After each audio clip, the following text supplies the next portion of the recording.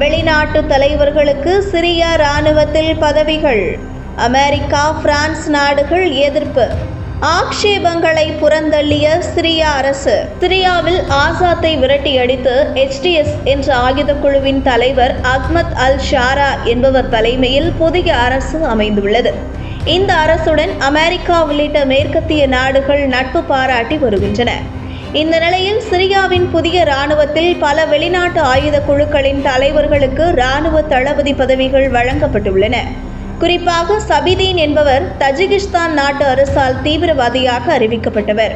அவருக்கு சிரியாவில் இராணுவ தளபதி பதவி வழங்கப்பட்டுள்ளது.